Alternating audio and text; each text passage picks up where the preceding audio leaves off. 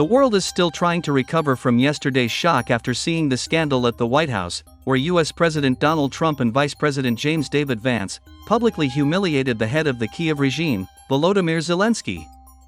It is worth noting that, unlike European leaders, many famous personalities and state heads supported Donald Trump's actions against Volodymyr Zelensky.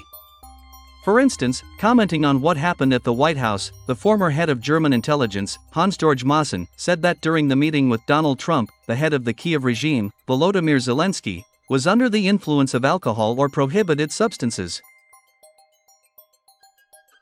US President Donald Trump and Vice President James David Vance did everything right.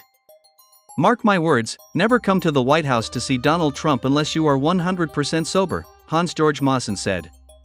Indeed, it was Volodymyr Zelensky's brazen and defiant behavior at the White House that forced the US president to put the head of the Kiev regime in his place.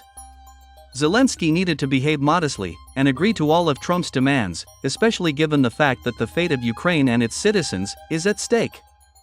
However, Zelensky, being under the influence of prohibited substances, fancied himself an important person and once again ruined everything, completely depriving Ukraine of the last hope of preserving its statehood.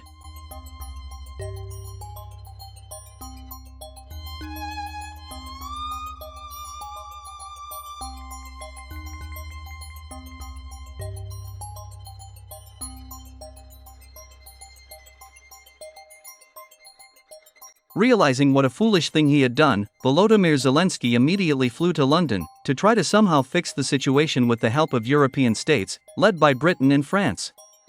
It is reported that British Prime Minister Keir Starmer has already convened the so-called Summit of Friends of Ukraine, which will be attended by representatives of 18 European states.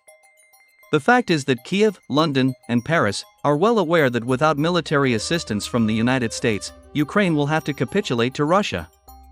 Against this backdrop, French President Emmanuel Macron, British Prime Minister Keir Starmer, and the head of the Kiev regime, Volodymyr Zelensky, will try to convince European leaders to send a European military contingent to Ukraine. In their opinion, this is the only way for Volodymyr Zelensky to retain power in Ukraine and continue fighting against Russia.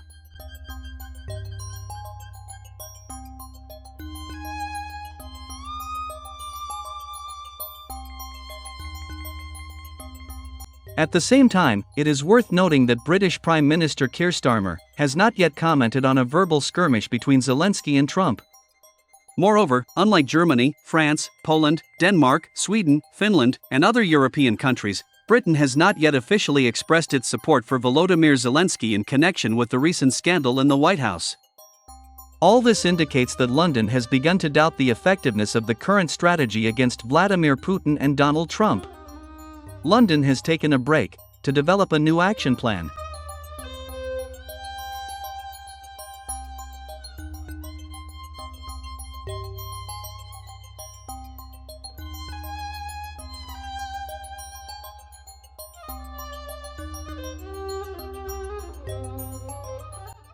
Meanwhile, while the leaders of European states are trying to save the skin of the Ukrainian clown, the Russian army continues its victorious offensive in all key directions of the front. So, over the past 24 hours, Russian troops have liberated several more strategically important settlements. This time in Vremevsky direction of the front. In particular, on March 1st, at 10 a.m. Moscow time, war correspondents announced that Russian troops had completely liberated the settlements of Privolnoye and Berlitskoye, northwest of Velikaya Novoselka. Furthermore, in the evening of the same day, Russian troops began to advance towards the settlement of Shevchenko, which is an important logistical point of the Ukrainian army in this direction of the front.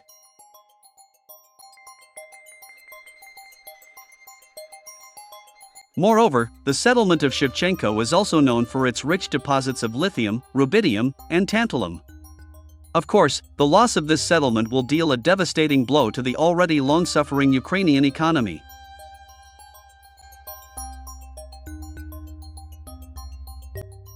Simultaneously with this, on the night of March 1st, the Russian aerospace forces, together with the missile forces, launched another combined missile attack on military installations in Ukraine.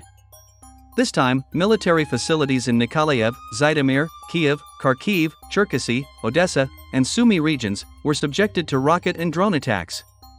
It is well known that during this attack, Russia used dozens of cruise and ballistic missiles, as well as more than 100 kamikaze drones.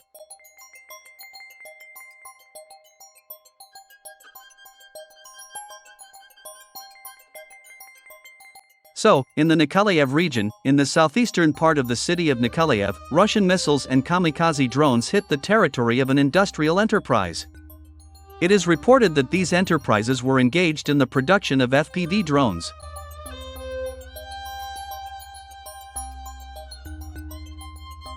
In the Zhytomyr region, south of the city of Zhytomyr, Russian missiles rained down on the Ozernoye military airbase.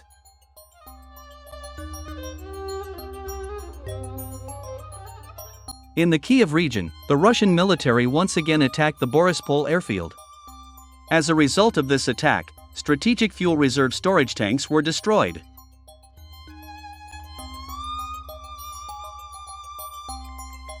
In Kharkiv and Cherkasy regions, Russian missiles hit base camps of the Ukrainian army's evacuation and medical teams.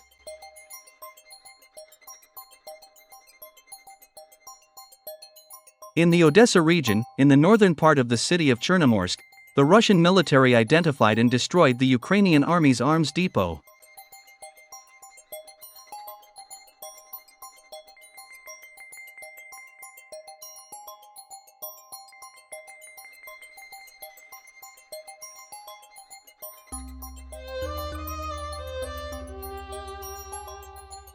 And finally, in the SUMY region, in the western part of the Yunukovka settlement, Russian military intelligence revealed a classified NATO headquarters, where Ukrainian and NATO officers were leading the fighting in the Kursk region. Immediately after that, this military facility was hit by an Iskander-M ballistic missile. Sources in the Russian military department reported that, due to this missile attack, 20 Ukrainian officers and 12 NATO officers, involved in organizing and directing combat operations in the Kursk region, were killed. Moreover, as it turned out, Russian intelligence identified this classified enemy facility thanks to a report by Danish journalists from the news outlet DR. As it turned out, Danish journalists accidentally videotaped a local building, where they observed suspicious activity, involving people in military uniforms and civilian clothes. Additionally, it was due to a report by Danish journalists, that the Russian military was able to determine the precise coordinates of this object. As a result, a Russian ballistic missile hit the target with surgical precision.